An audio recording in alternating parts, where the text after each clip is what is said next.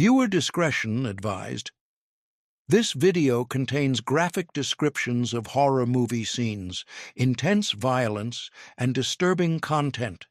If you are under 18 or sensitive to frightening material, this video may not be appropriate for you. Viewer discretion is strongly advised. Let me ask you something. Have you ever been watching a horror movie, popcorn in hand, blanket pulled up to your chin, and suddenly found yourself literally yelling at the screen? Not because you were scared, but because the character on screen just did something so jaw-droppingly, mind-bendingly, universe-collapsingly stupid that you felt your brain cells physically leave your body? Yeah. We've all been there. Here's the thing about horror movies that nobody talks about enough. The real monster isn't always the guy in the mask. Half the time, the real monster is the decision-making of the people who are supposedly trying to survive. You watch these characters stumble through impossible situations, and just when you think, okay, they're going to make the smart call this time, they do the dumbest thing imaginable, and you're left sitting there, screaming into the void, wondering if any of these people have ever taken a single self-preservation class in their lives. That's exactly what this video is about. We're counting down the 10 most catastrophically bad decisions ever made in horror movie history. And I'm not talking about small missteps here. I'm talking about full-blown, completely avoidable, what-were-you-thinking disasters that changed everything. These are the moments that made entire audiences groan in unison. The moments that launched 1,000 Reddit threads. The moments that made horror fans everywhere ask the same burning question. Why? So, buckle up, because by the end of this, you're going to feel a lot better about your own life choices. And yes, there are major spoilers ahead. You've been warned. Number 10. Jeepers Creepers. Going back to check the pipe. Okay, let's set the scene. It's a long stretch of open road cutting through rural Texas. Nothing but flat land, scrub brush, and the kind of absolute silence that makes your skin crawl.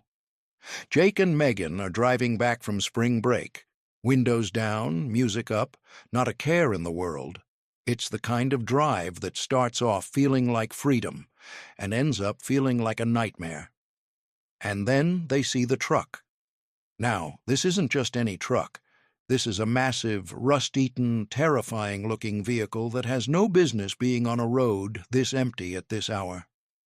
The driver has already been riding their bumper for miles, dangerously close, headlights blazing, practically breathing down their necks at highway speed.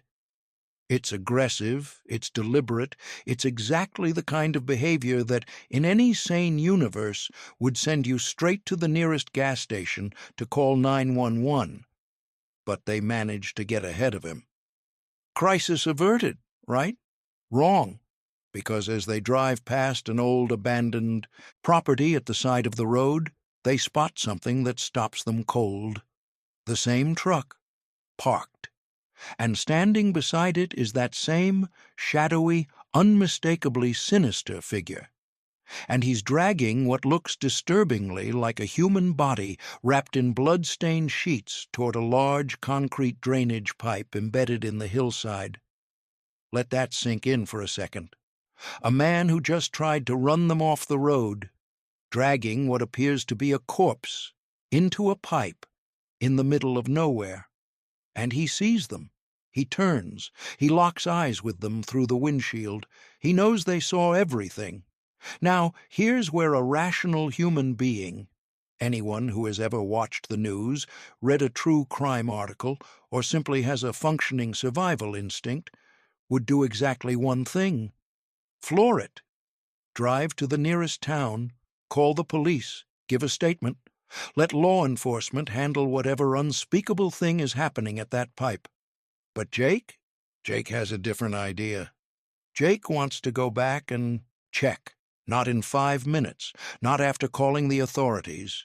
Right now, immediately.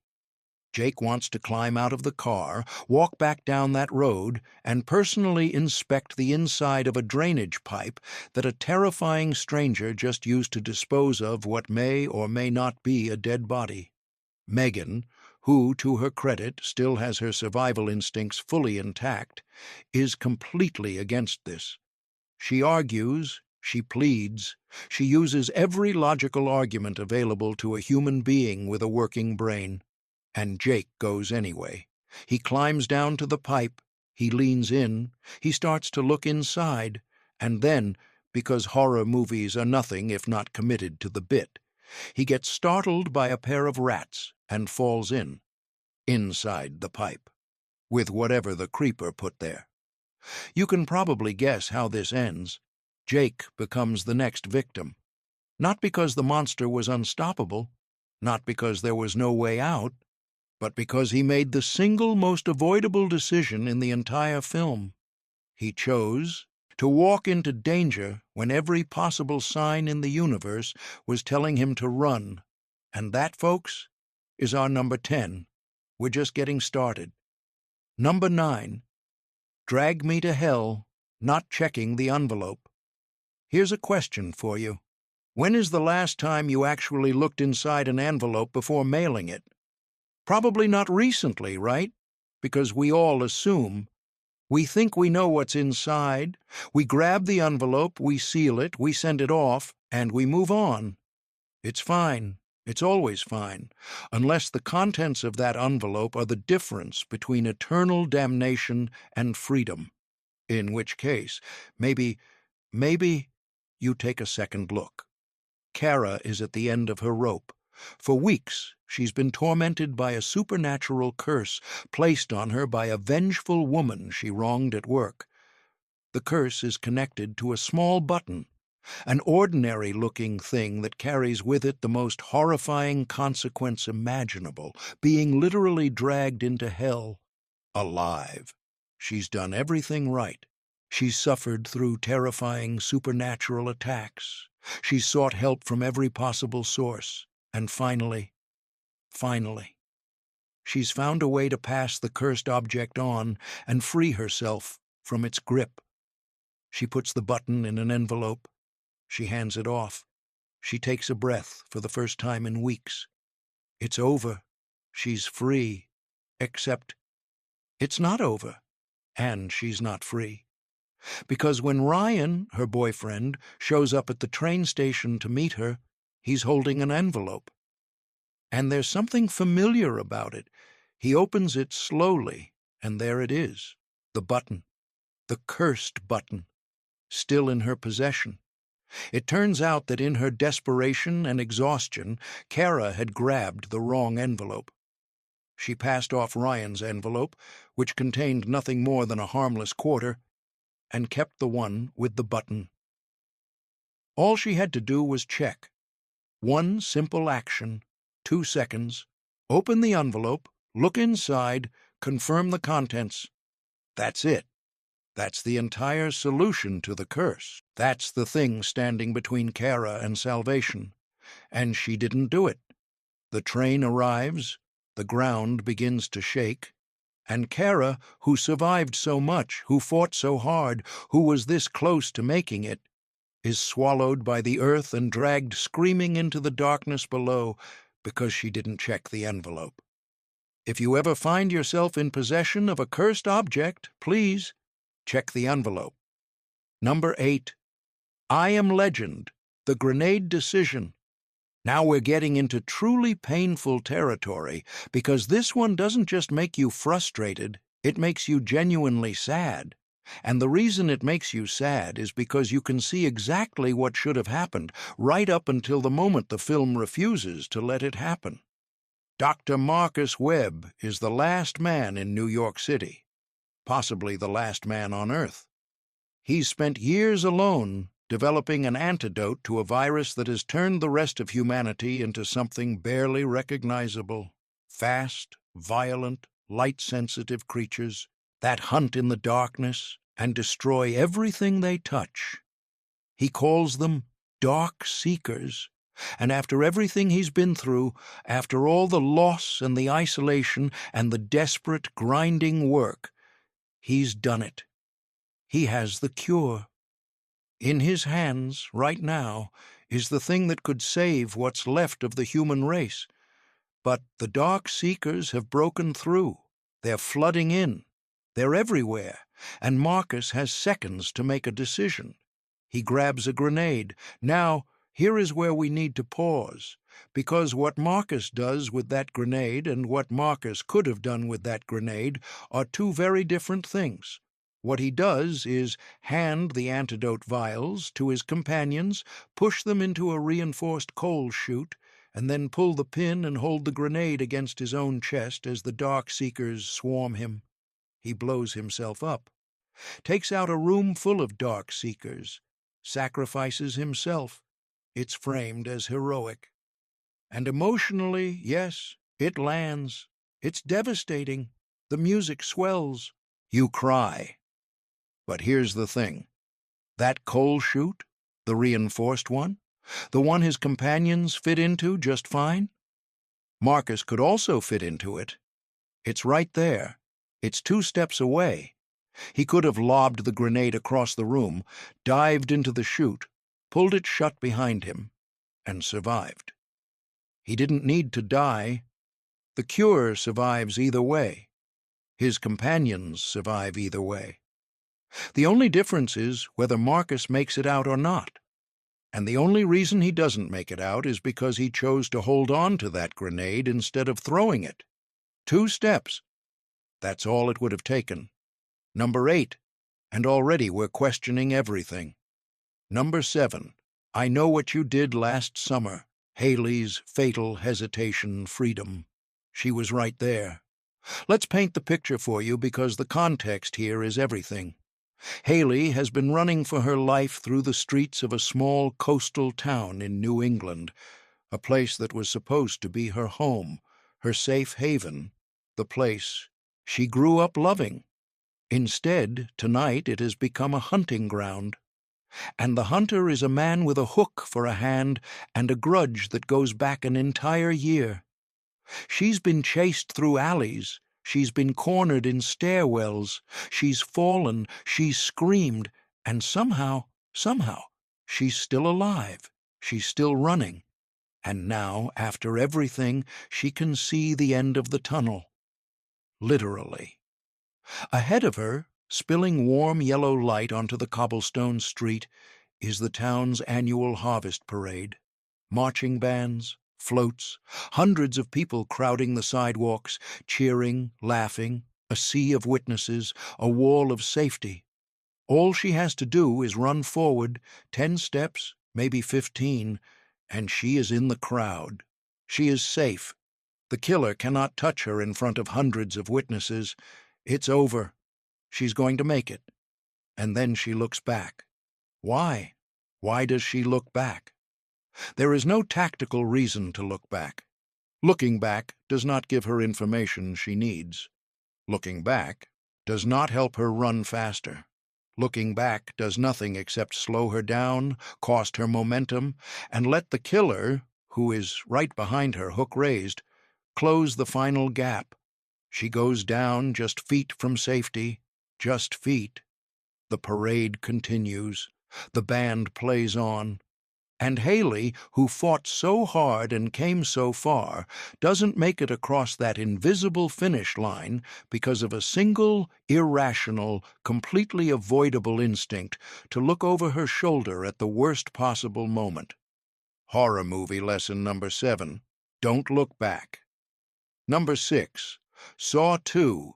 Brianna and the Hand Trap. The Saw franchise is essentially a masterclass in human panic overriding human logic. That's the whole premise. You put someone in an impossible situation, give them a solvable puzzle, and watch as fear strips away their ability to think clearly enough to solve it. In theory, anyway.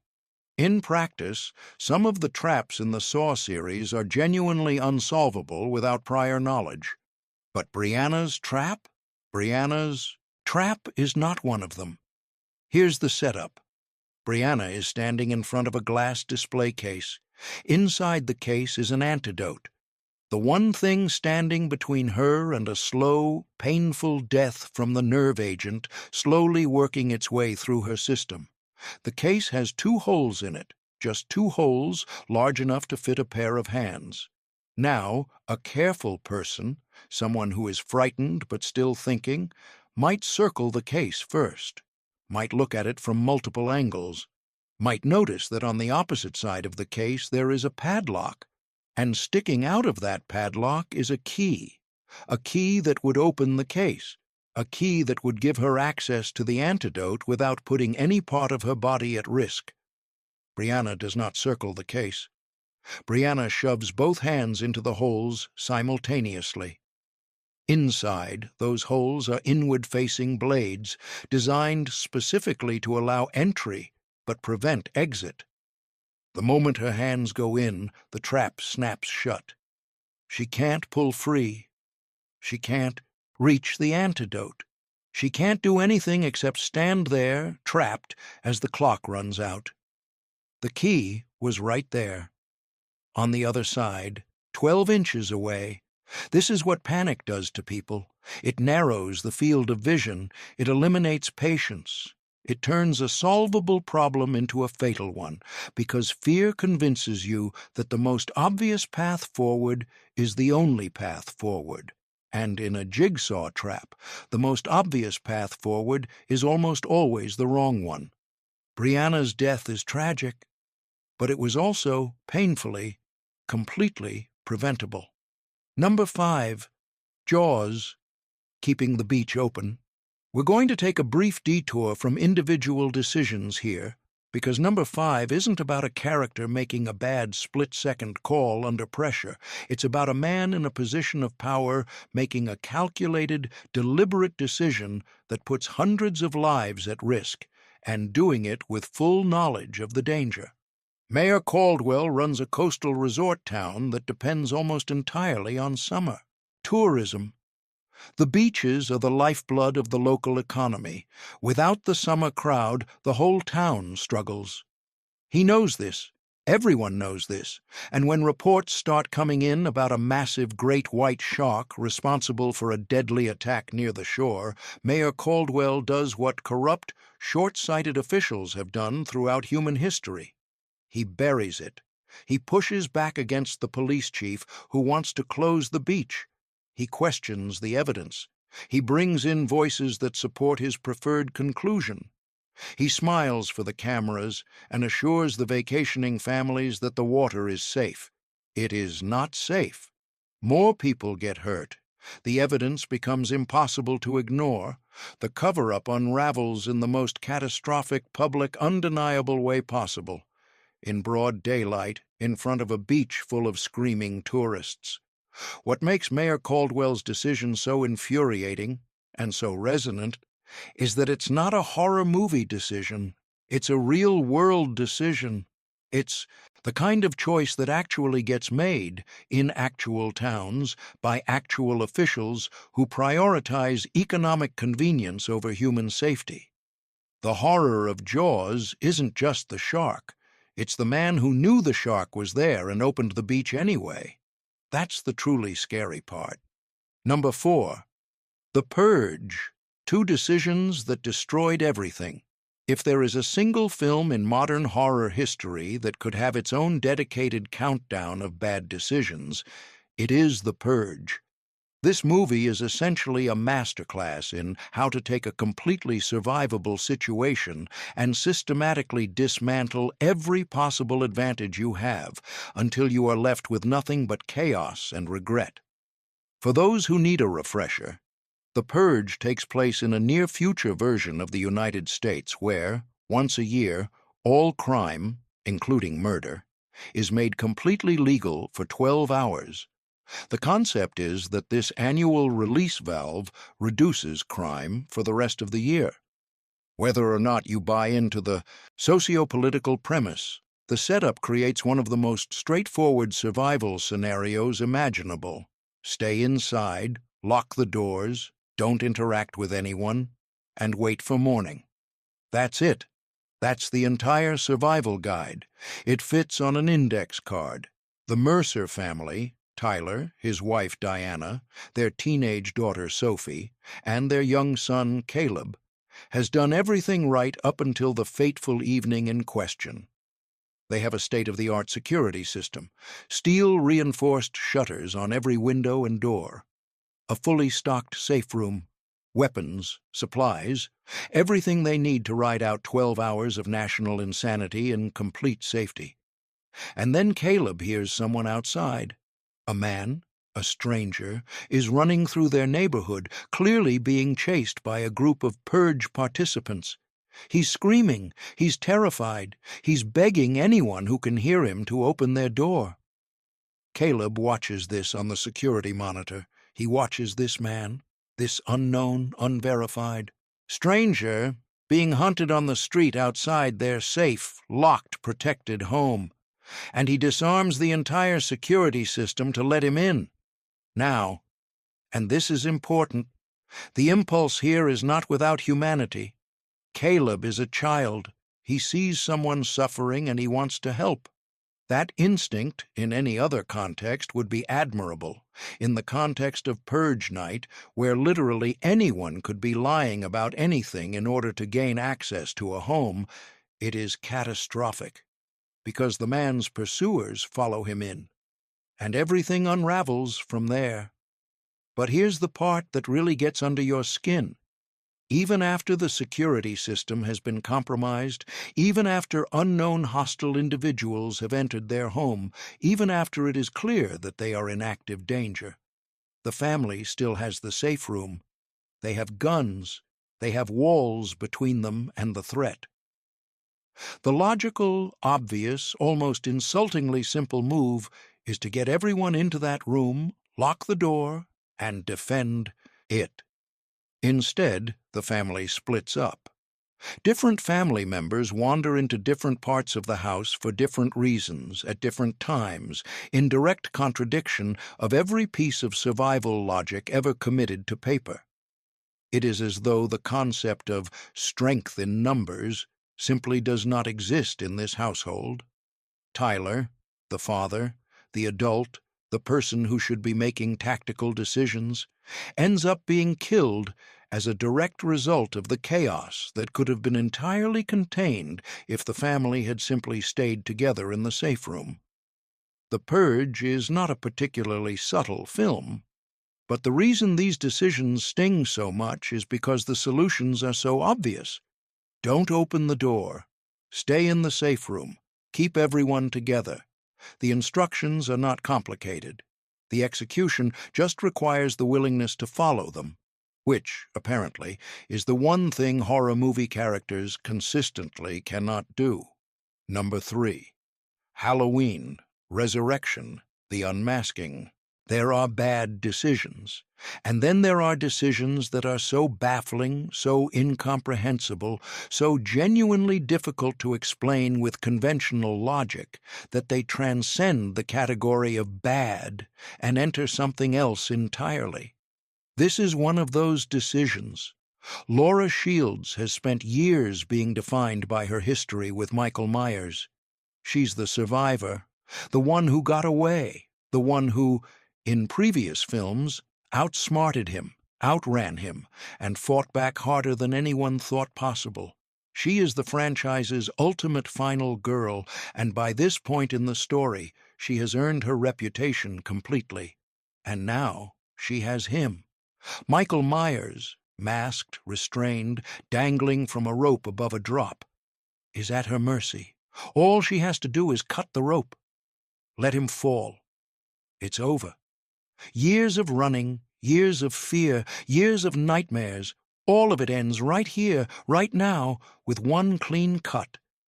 She lifts the blade, and then she stops, because she wants to see his face first.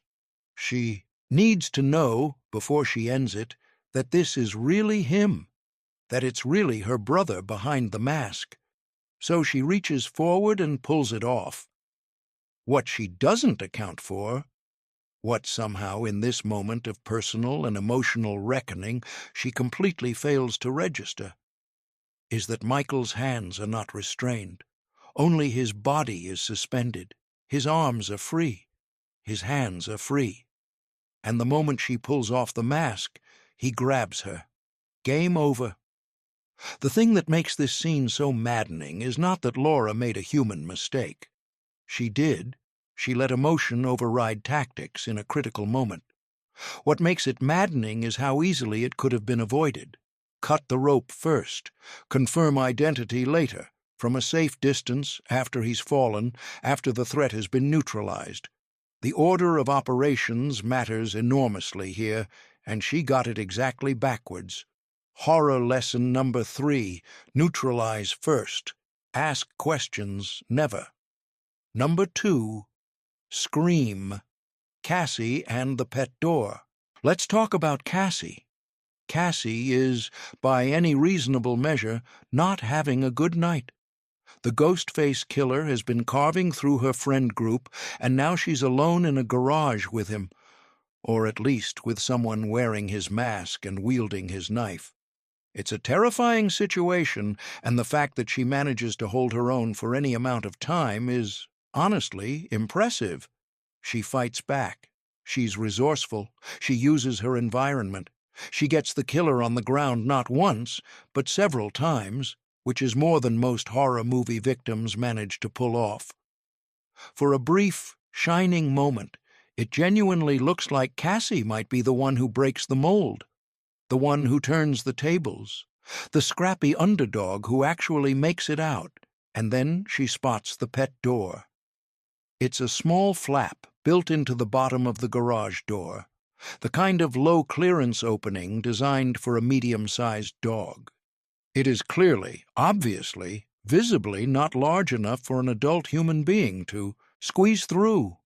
This is not ambiguous. This is not a judgment call. The physics simply do not support the plan. But the front of the garage is locked, and Cassie is panicked, and the pet door is there. And so she drops to her knees and starts trying to force herself through it. She gets stuck. The killer, who was on the ground, gets back up. And Cassie, who had every tool she needed to survive, fighting instincts, physical strength, an incapacitated opponent, a garage full of potential weapons, is killed because she chose a door that was never going to work over a fight she was already winning. What could she have done instead? Keep fighting. She had the killer down. She had the advantage. A tire iron, a wrench, a garden rake. The garage was full of options. But panic collapsed her decision-making window down to a single, impossible exit. And she went for it anyway. Number 1. Saw. The one that started it all. We have arrived at number 1. And I want to take a moment before we get into it, because this decision, this single, iconic, completely avoidable mistake, is arguably the most analyzed moment in horror movie history. It has been discussed in film classes. It has been debated on message boards. It has been the subject of countless video essays, Reddit threads, and heated arguments at 2 a.m. between people who care way too much about fictional surgical decisions, and they're right to care. Because when you really look at it, when you peel back the emotion and the atmosphere and the John Kramer mythology, what happened in that bathroom is one of the most spectacular failures of lateral thinking ever captured on film. Here is the situation. 2 men are chained by their ankles to pipes in a grimy, decrepit industrial bathroom. Between them is a dead body. The dead body is holding a tape recorder and a revolver. The lights are flickering. There is a hacksaw. One of the men is Dr. Fletcher, a surgeon, a man who has spent years learning the precise mechanics of the human body, a man who, presumably, has some familiarity with how different types of blades interact with different types of materials. The instructions are clear. One of them has to be dead by a certain time, or something terrible happens to people they love. Dr. Fletcher ultimately concludes that his only option is to saw through his own ankle and free himself from the chain that way. Which he does. He saws off his own foot. He crawls across the bathroom floor, leaving a trail of blood behind him in what is genuinely one of the most disturbing sequences in the entire franchise. And here is the thing that people have been screaming about ever since. The hacksaw could have cut through the chain, not the pipe. The pipe is industrial grade, old, heavy. Trying to cut through the pipe would take hours and probably destroy the blade long before it made a dent. But the chain? The chain is a different story. A hacksaw applied with enough pressure and patience to a single chain link has a reasonable probability of getting through it. Certainly more reasonable than the probability of a human being successfully amputating his own foot with a consumer-grade hacksaw in a room with no medical equipment and surviving long enough to do anything useful with his newly acquired freedom. The math doesn't add up, the logic doesn't hold, and the reason it doesn't hold is simple. Dr. Fletcher never tried the chain. He looked at the saw. He looked at his foot. He made the worst possible calculation, and then, because he is a character in a Saw movie and these people are not allowed to think clearly, he committed to that calculation completely. Now, to be fair to Dr. Fletcher, the jigsaw traps are specifically designed to exploit psychological pressure. The ticking clock, the darkness, the isolation, the deliberate denial of information, all of it is engineered to push people toward panic-driven decisions. In that sense, the trap worked exactly as intended. The trap wasn't just the physical chain. The trap was the mental state that made the chain seem unbreakable, but we're still left with the image of a man sawing off his own foot when the solution was lying right there in his hands the entire time. And that, somehow, is the most fitting ending to a list like this. Not the most gruesome decision, not the most emotionally devastating, just the most frustrating.